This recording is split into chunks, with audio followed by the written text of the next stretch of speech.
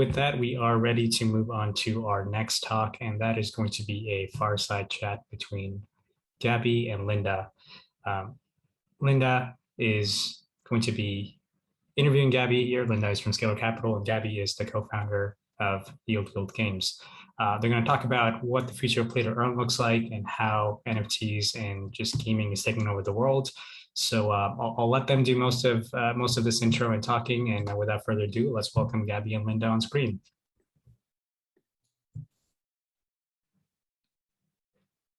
Hello. Hey. All right. Hey there. Take it away. Awesome. Thanks for having us. Gabby, can you just give a brief background on what Yield Guild Games is? Sure. So YGG is what we call a play-to-earn gaming guild. That means that we are a DAO that invests into NFT assets of different play-to-earn games, meaning games where you have NFT assets that earn some form of tokenized yield. These assets are then lent out to our player base, the members of the guild, and then they play the games and basically earn some form of money that can be ultimately swapped out for Ether or to fiat. So we started doing this in Axie Infinity, where we were lending out Axies in what is called a scholarship or a lending program, so that people can earn money in the form of SLP tokens and convert it to fiat, most notably in the Philippines. This blew up last year during the early kind of COVID lockdowns where people were stuck at home and couldn't find any work while they were home. And they found Axie as a way to earn income that was actually multiples better than their local opportunities at the time. That's awesome. I am curious though, you mentioned Axie. There's just been a lot of blockchain games in the past. What really appealed to you and your community for Axie, and why do you think that that's become so popular? Sure. So Axie has been around since 2018. And what really changed was when they introduced the form of yield in the form of the SLP token. So SLP is generated when you win matches inside Axie Infinity. And what gives it value is that there is in-game utility for the token. You actually have to use it or burn it as an ingredient when you have to breed two Axies to create a new one. Now, you can't buy any Axies from the team itself. All of the Axies that are generated are bred or created by community members who are known as the breeders in the game. So for people who are breeding, they buy the SLP so that they can create a lot of Axies and then sell these Axies in the marketplace to new players. So this is a very interesting kind of crypto economy that you see inside a game where it uses blockchain either in the form of NFTs for assets or fungible tokens for yield as a way to kind of create an economy around it. And then where have you seen, like what regions have taken off with this kind of work that you're doing? We've seen it take off all over the world, but most notably, it's taken off in regions like Southeast Asia and Latin America. So in Southeast Asia, you have countries like Philippines, Thailand, Indonesia doing really well, and in Latin America, you see countries like Venezuela, Argentina, Colombia, Brazil, where I guess the income that people are earning here can be at times like much higher than the local jobs that are available. And then I guess in terms of, what do you think are like the future of play to earn gaming? Like, is it just going to be these like scholarship rentals, or do you like what other use cases do you see here? Right. So I think that the future of work is increasingly going to be in these virtual worlds and online games that are connected in their economies to the blockchain somehow. So right now we're earning a living online by going to different websites, doing some knowledge work. But I think increasingly there'll be plenty of different jobs that will be available for people in basically video games, online worlds, and what we call the kind of metaverse economy. So at the very basic, you may be a scholar or someone who is borrowing assets to play games and then earning some kind of income from that. There are people who are more, I would say, entrepreneurs like the breeders in Axie Infinity or landowners in a game like Sandbox or League of Kingdoms, where, yeah, I basically own land and maybe you're leasing them out to people who are playing the game. There's also a lot of people who are doing content creation around these games. So streamers, the YouTubers who have their own followings. And what's interesting about this is that Play to Earn is bringing an additional business model to content creation where you don't necessarily have to be a top creator to be earning money. It's really hard to earn money as a top creator unless you really have a lot of viewers. But because of the business model Play to Earn, if you're good at the game, you can be creating good content and actually making decent amount of money at the same time. The other things I'm really excited about are really just the creative jobs that are going to be available in these games. So, for example, you can be a digital fashion designer creating clothing for your avatars. You can be the one creating avatars or maybe buildings. You may even be a blacksmith inside an RPG creating weapons for other people. So I think that the future of work is increasingly tied to the creator economy and really giving people like access to jobs that are interesting to them and leverage their unique skills. That's really cool. And I know that the play to earn space is growing really quickly. What have been the challenging aspects of kind of growing YGG? Okay, so I guess there's many challenges, but interestingly, the biggest one has not been technical. It's actually been cultural. We've been, I would say, accustomed for the last 30 years to think that playing games are a waste of time. They don't contribute anything to us. And I've been joking that moms have been yelling at their kids for so long about like to stop playing games. And now these same moms are yelling at their kids to finish the daily quest in Axie Infinity so that they can get their daily income. So having that mind shift, we were actually learning really important skills when we were gaming. We were doing mastery, we were doing pattern recognition. When we were playing MMOs, we were doing things like coordination, except that players weren't getting paid for it because there wasn't a business model for it. So now in player-owned economies, now that people can invest in the assets and earn yield, you can actually get paid for this. It becomes a legitimate form of job, of an income. And I think we have a long way to go in kind of convincing people that this is indeed real. And then talking about that, when I guess whenever you turn something you like to do into a job, and you kind of have to earn an income from it, it can kind of make it less fun. So how do you strike a balance with these games and making it fun while you're still earning an income? Does that like potentially ruin the experience? I know people talk about that potentially ruining experience. For me, I think people have kind of thought of fun as something they do outside of work, and work is something they do for money that may not be fun. If you actually have the opportunity to combine these where you're doing something that you enjoy, have it be meaningful work and get paid for it, I think it actually aligns person's interests better. I think when people think of like playing games for work as not being fun is when maybe they think of their fun as separate from what they do from work. Got it. And then can you also talk about, for those that are really interested in play to earn, how they can get started? Like, I know there's a lot of different Discords, and there's just a lot of overwhelming information. So like, what are some of the resources you recommend?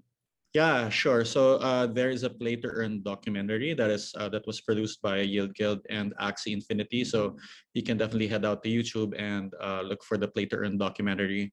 We have our Discord, discord.gg/YGG. And when you go into our Discord, you see a very vibrant community. We're a little over 60,000 people now that take a look at these different games and then form sub-guilds inside our community to play these games together.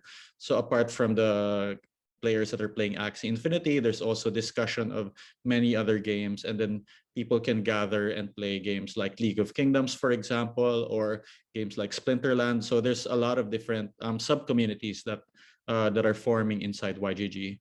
And if you wanna just get info, there's twitter.com/yieldguild or yieldguild.io for our website, where you can mint a free badge. You just have to pay gas, and that makes you a guild member. And then you mentioned League of Kingdoms and Splinterlands. Could you describe a little bit about what those games are like and kind of how people play them? Sure. So for League of Kingdoms, it's a strategy game, similar to Clash of Clans, for example. The big difference is that players own the land that the game is being played on. So in the guild's instance, we own an estate of 286 pieces of land, and the guild builds on top of it. And whenever money is spent on top of that land, when players basically spend on in-app purchases, a portion of that of the money spent goes to the landholders. So Splinterlands itself is a card game that's been around on the Hive blockchain, and we actually see a lot of activity. And there's also a scholarship model where you can lend out cards to other people, and they also have a land sale. This game has been around for a couple of years, and we're seeing really good retention and engagement activity. So I think the game is actually doing pretty well. And then I know that a common criticism of play to earn is that like, how is this sustainable activity? And I personally know that, like, just playing video games growing up, there's always like gold farmers and all kinds of things. That's right. I'm curious to hear your perspective on how this is sustainable activity. Okay, so the way I see it is that people are increasingly going to invest in assets that are online and on-chain in these virtual worlds and economies. So when I take a look at a game like Axie Infinity, for example, I start comparing it to like a digital nation, and its daily volume is its GDP. So now what is in the game that will make people invest in it? There must be something that can give them either enjoyment in the game, or maybe their assets can increase, or maybe they're looking for some form of yield. So it's no different basically than a regular economy, except you're controlling these inputs and outputs via the game, and then these assets are being transferred to the blockchain, basically in the form of NFTs for assets, or basically tokens for currency maybe. And yeah, that means that you have actually like self-contained economies inside these games, and as long as there's reason for people to put money inside these economies, then it will bring about sustainability. And then I guess, what has been the most surprising part for you when starting YGG? The most surprising part is just the diversity of people who have found play to earn work. Like, we're not just seeing kids who are basically creating guilds and then going on raids inside these games. People are, using them either as an income supplement, or in some cases, either as complete income replacements, or even as their own businesses, from people who are trying to get to college, for example, to grandparents who are retired and are using this to supplement their pension. It's been great to see that there's a lot of people around the world who are now exposed to the crypto economy without needing to know crypto in the first place. And second, they actually don't need to have any money in the first place. All they need is a skill that billions of people around the world have. Is like they need to have gaming skill. And yeah, there's so it's incredibly inclusive, and we've seen that it has really included and onboarded people to the crypto economy who might have never been done so. And then, like, how are people finding out about like YGG or just play to earn in general? Like, is it just like word of mouth, or how is that happening? It's super community based. So the way that play to earn has been spreading has not been through traditional paid user acquisition channels like maybe a Facebook or a Google. It's really been by what we call a community acquisition. So we identify community leaders around the world that are basically good at cultivating communities, and we give them access in the form of NFT assets, content, and our tech platform, so that they can create their own play to earn communities or sub guilds around the world. And when these communities do well with these games, when they earn some money, other communities get interested as well. And it's proven to be a really, really good way for user acquisition without having to pay any like third-party entity.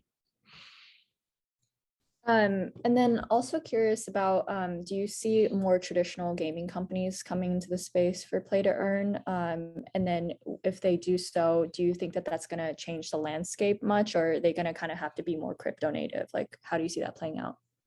I think it's actually incredibly difficult for the kind of giants of today's world in games to successfully adapt to play to earn. A big reason for that is that their current model is doing really well, and they may be, for example, giant companies with that are publicly listed and that have their own shareholders. There's a lot of, I would say, regulatory uncertainty in the world of crypto and NFTs. And it's very hard for these companies to embrace play to earn because there's the risk involved of adding a token to their game, and how would their shareholders, their lawyers feel about that. What we've been seeing instead is that there's a lot of talent coming from the traditional gaming space in free to play in MMOs who are now heading to play to earn, and they have the skills in creating virtual economies, and they have to orient them more towards player-owned economies where players are basically creating value and selling to each other instead of the publisher or the developer selling items directly to the players. But yeah, we're seeing a lot of really good talent start new studios right now.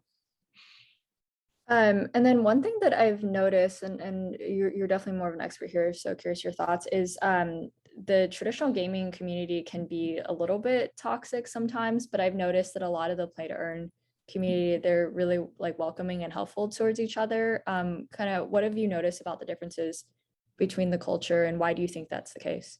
Yeah, well, I think personally, part of that has been the unique culture of Axie Infinity community. The greatest thing about Axie is that the game had always been attached with a very welcoming community. People who didn't know anything about crypto or didn't know anything about the game had always been welcome. And there's been a core set of kind of really strong community believers that have kind of tried to stay true to this culture, even as it had scaled up to more than 1 million users. But in the greater NFT community, there's this, a whole, I would say, positivity and ethos of helping each other.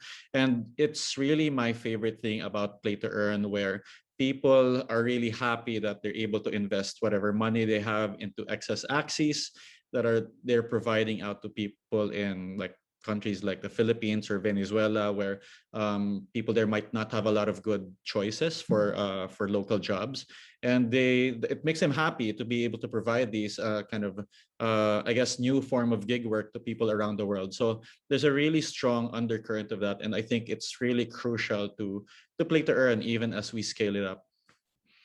Yeah, I was actually going to ask that. Like, do you think this is going to be sustainable as more people come into this space? And then how are you planning on like helping to maintain that culture? Yeah, so I think that it's going to be a real work in progress. There is no guarantee that this kind of culture will really persist as we grow bigger, and I think that's actually where guild communities come in. Guilds are a collection of people who are bound together and to do something as a group, and that's basically what DAOs are. And we kind of use the guild in a DAO kind of interchangeably in YGG context. And I think it's up to us at the founder level of YGG to kind of express our values so that we can attract like-minded people who want to stay in our guild and basically build together with the same set of common values. And hopefully that kind of radiates down to the sub-guilds, communities we have in different countries around the world, even as they tweak and localize basically their culture for their own unique communities. And then regarding the guild structure, can you talk more about how that looks like internally, and how do you keep up with all those communities? It seems like there's so many different sub guilds and different languages and countries. Like, how do you manage that? Yeah, definitely not easy, but we call Yield Guild a guild of guilds or a DAO of DAO. So we're not actually one guild. We are an umbrella or a federation of lots of different player communities. And the reason that we set it up this way when we started is that no one really wants to be in a guild of 1 million people, right? Like, it's too big. It doesn't feel personal. So you want to be in a group of maybe your 5 friends going on a raid, or like maybe even 100 people who are in your immediate vicinity. So Yale Guild itself is set up into a lot of different sub-guilds that are either organized by region, by community, or around the assets of a particular game. And that makes it feel smaller because you care more about your immediate community and people that you're playing with on a day-to-day basis than anyone else. But on top of that, Yield Guild provides the NFT assets, the capital, the tech infrastructure, so that we can empower these guilds, especially these community leaders who are great at building community, cultivating it, recruiting players. And they don't have to worry about the technology side, the capital side, and we just help them do what they do best. And then related to that, like, how do you hire people as a DAO? Like, how do you go about finding community managers? So the great thing about community managers is that they're not employees. They're basically their own entrepreneurs who are good at building community and are able to monetize it by working with Yield Guild. So at first, we work with community managers that are already have their own kind of personal Axie scholarship. Maybe they have a few dozen or a few hundred Axie scholars, but it's hard for them to scale because it takes a lot of capital to create a lot of these Axies. And we partner with them. We basically give them access to our Axies and the platform that manages it. And we do a revenue split. So how the revenue split works is it's 70-20-10. 70% of the SLP earned goes to the scholar or the player, 20% to the community manager, and 10% to YGG, the guild. And as a community manager, as some of our managers have maybe over 500 scholars of their own, it actually adds up quite a bit if you're able to scale how you are leading your community. And then I know that 70-20-10 structure might vary across, like, outside of YGG and Yeah. across different scholarship managers. I guess, how did that breakdown kind of, like, why is that breakdown the case? And what else have you seen? And I know you have thoughts on some of the different structures. We'd love to hear them.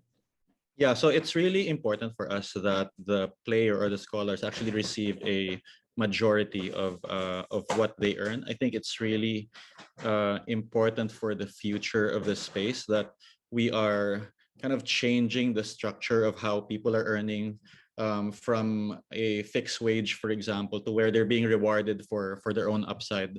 So that's very important for us, and that's why we give the majority to the players. And as they go online, it means they're not just having a job anymore, they're being compensated for something that matches their ability, which if you do that, you're enabling a lot of people around the world to make money basically based on their talents.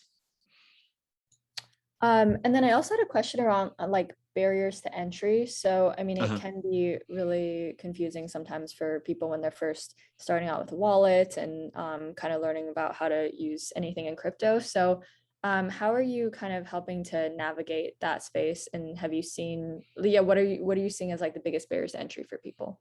Yeah, that's actually a really great question because I mean, crypto can be really confusing, and I think we aren't there yet in crypto in the terms of just really seamless onboarding, and this is really where the magic of community comes in. So at Yield Guild, for example, if you come in as an Axie scholar, you don't have to know anything about crypto to start with. You don't have to know anything, and you don't even have to have any money to start with. You're given an account. You log into that account, you start playing games, and you start earning SLP. And during that time, you're interacting with the community. You're being given content that will tell you like what a crypto wallet is, how to play the game. And after 2 weeks, when you receive your first payout from SLP, from your revenue share in the game, you can bet that these players are very motivated to learn how crypto works when it's time to pay out. And then do you have any numbers that you can share on kind of how large play to earn or some numbers from YGG that can put this into perspective for the audience? So we are paying out somewhere between $1 to $2 million every month right now to our community members. So this is the 70% share of SLP that they have. So we have around 5,000 scholars, which is a little under 10% of our community member base in the Discord. But I think just if you think about how many people around the world would want to earn money by playing video games. I think we're just like super early. We're just getting started. I think that number will ultimately be in the billions of people. So while Yelgia does under 100,000 members and Axie itself, the best performing game, has a little over 1 million daily active users, I think, yeah, we're just barely getting started. Yeah, that's so tiny compared to traditional games. So also curious on the investment side, because you invest in NFT land, like what does that process look like for you in the community of how you're deciding to invest in something? Is there someone managing that process, or is it just community driven? Like how does that process look? So we do have an internal team that really looks at these games as similar to an early stage VC. But instead of investing in equity, we actually take a look at assets first. So we look at acquiring the NFTs that give yield. We take a look at how the economy works. Where is the money coming in? How are people getting paid? Is this sustainable long term? We like to invest in the NFTs and their associated governance tokens. And while it is not community driven in the decision making, we do have what we call a play to earn council, where we get signals from the community on what games interest them. So we use the community as kind of scouts to see like what's out there, what's interesting. And yeah, it's happened several times in that the interest from the community has ended up with us making an investment as well. That's really cool. And then like, I guess what really excites you right now, like as you're seeing others building and play to earn, like, is there anything, any trends or anything people should be paying attention to beyond what we've already discussed? There's just an incredible diversity of new games that are coming out, from like racing games, virtual worlds. There are like full MMOs being built. There are kind of strategy games. So yeah, that's the exciting part, in that once all of these worlds get built out, there's really like no shortage of choice for you to choose like what kind of adventure you want to be in, what part of group you want to take part of, and earn an income at the same time. And then, so what have you noticed beyond like the earning income piece really resonates with people about joining YGG or kind of the play to earn movement? So I think actually a lot of people aren't motivated by the income alone. They like the concept of, I'm coming in, investing my time and probably some money, forming a group with like-minded people and going on these adventures, and then getting rewarded for these adventures. So it's like going on D&D with your group, but the money that you earn is actually real. So it's that rather than like a pure like financial transaction. Instead, the community aspect is actually stronger, and I think that's what makes it sustainable for any game or a community, where if you see people having fun with these games before they start earning serious money, I think that game will be more sustainable. And then we saw Will talk about loot prior to this talk. Curious what you think about how loot and kind of similar gaming primitives are going to impact play to earn. Yeah, I really love the experimentation around loot. I think that the community is trying to figure out like what kind of game experience is really going to be built around that. And it's not at the stage yet where YGG can see a game that earns yield that we could invest in. But yeah, I really love the experimentation behind it. And then, so what comes next for YGG? Like, what are you focused on right now? So we're doing a lot of international scaling. We call it the kind of like Uber for digital asset strategy, where we are going out region per region and creating regional sub-DAOs with local community managers who are basically know the communities on the ground. And while they're like smaller versions of YGG in Southeast Asia, in Latin America, in India, in China, and they're kind of configuring YGG towards the particular tastes of each market. So they may be playing different games, for example, slightly different assets, different kind of nuances in the community and language. And that's how we'll be onboarding millions of people to play to earn. Very cool. So I wanted to leave time for audience Q&A. Kartik, are you going to be reading those off? Or? Yes. Linda, Gabby, was an awesome chat. We have a lot of questions. We have a whole spectrum of things coming in from the chat. So there's a whole mix of people who are trying to understand what YGG and Pero Earners and sort of how NFT and gaming sort of mix, and then also people who already understand the YGG ecosystem and they have more questions about that. So I'll try to do a whole spectrum of a lot of these questions.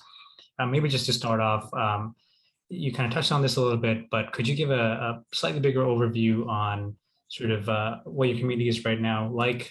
Who are your users? Are they students or adults or people with jobs as well as doing this thing for fun? Like just a little bit more detail around who they are and how they kind of The are. demographic base is extremely broad, and I would say it's worldwide and from, I would say, like college age to like adults, and even like we see people 60 plus. Like for example, my dad is actually playing Axie Infinity and using it as kind of supplement to his pension. So it's very broad. I think 40 to 50% are around Southeast Asia right now, particularly the Philippines, where this started going viral. But yeah, we're seeing a lot of communities go up, like even in Latin America, across Africa, and even in places in US or Europe where the community base is smaller, but a lot of them tend to be more like the asset investor type, meaning they're the ones investing in these NFT assets and then lend them out to people from around the world.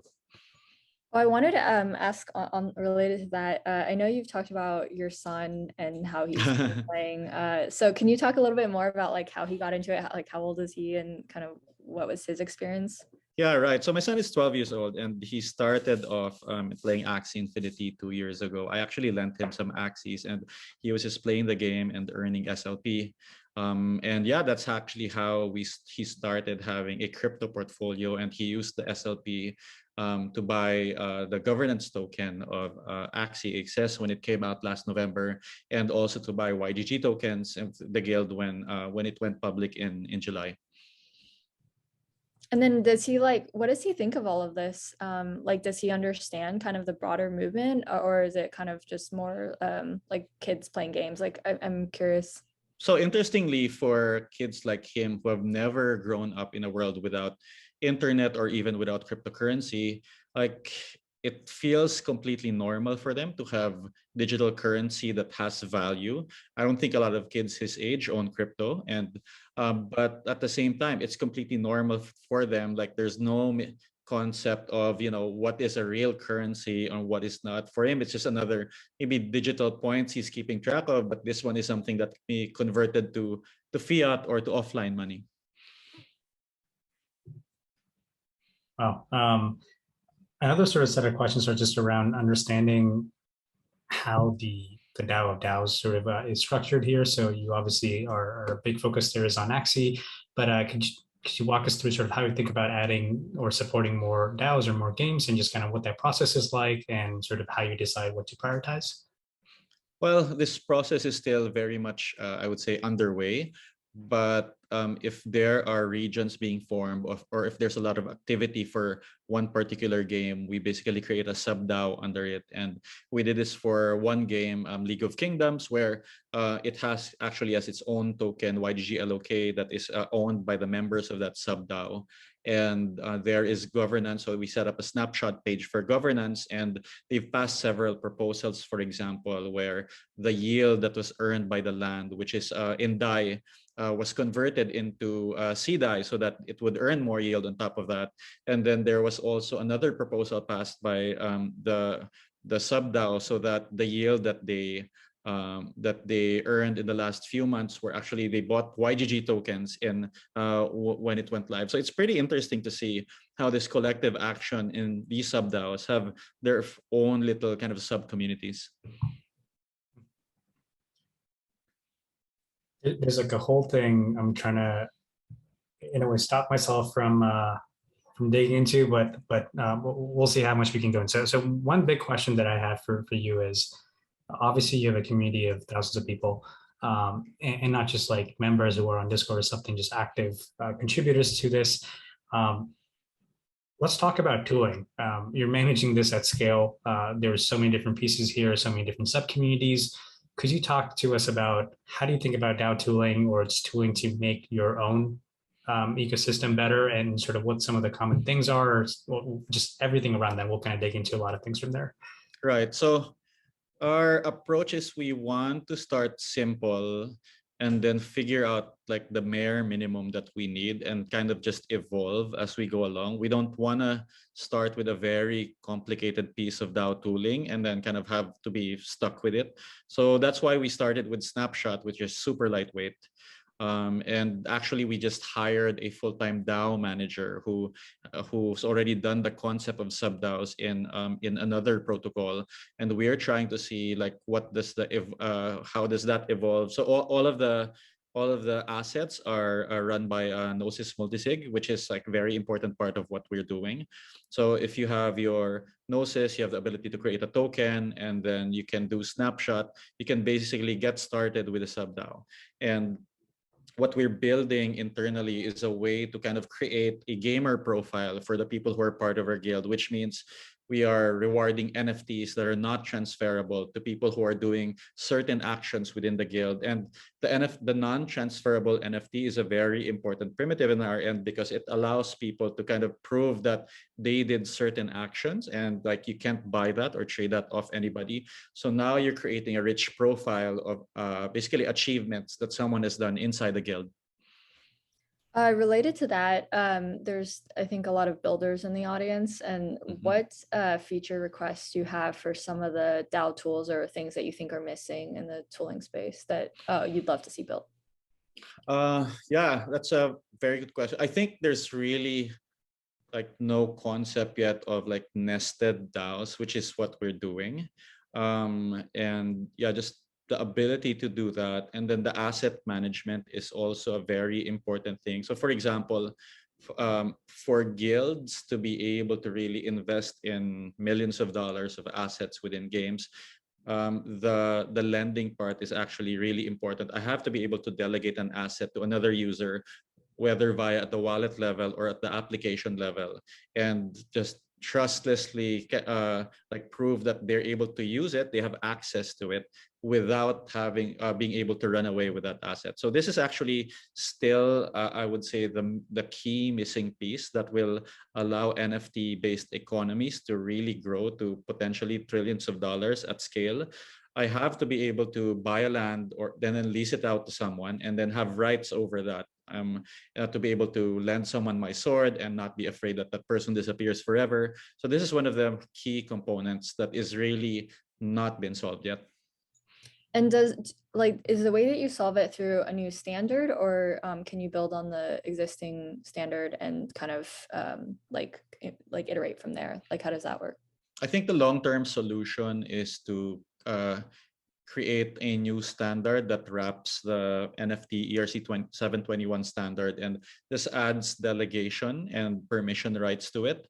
I have to be able to, for example, if someone lends me an NFT, I still have to be able to use it in an application context. I have to be able to do smart contract calls with it. But maybe there will be restrictions on what I could do with it. For example, I can't sell it. I can't transfer it to another address. It can only go back to the sender. And maybe I'm streaming a payment to whoever owns it. And when I run out of money, then the NFT goes back to the original owner. So it's still very complex. And I think the hard part of creating a new standard would be actually getting everyone to adopt it. But it absolutely needs to happen long term. Got it. And then Kartik. I was going to say just maybe last question before we move on to the next talk. You obviously started this a couple of years ago, and there's so much that's happened in the past few months alone. If you could do something differently, what would you have done if you were to start YGG this year? Oh wow! So we actually started YGG less than a year ago. It's been 10 months only, and like just so much happened in the last 10 months. We didn't foresee, even as one of the biggest fans of YGG, that everything would just begin to take off shortly after we founded it. I think, shucks, I don't have really anything that I wish I do differently, but we've been very fortunate that we actually set up a way to scale this before NFTs absolutely exploded. And yeah, like I have zero regrets there. Amazing. Well, Gabby, Linda, thank you so much for that amazing conversation. And I hope everybody's questions got answered. If you have something else that comes up, we'll be able to relay those questions to you. But really appreciate your time, and thanks again. Thank you again, Linda, Kartik. Thanks for having us. Bye. Bye. Bye.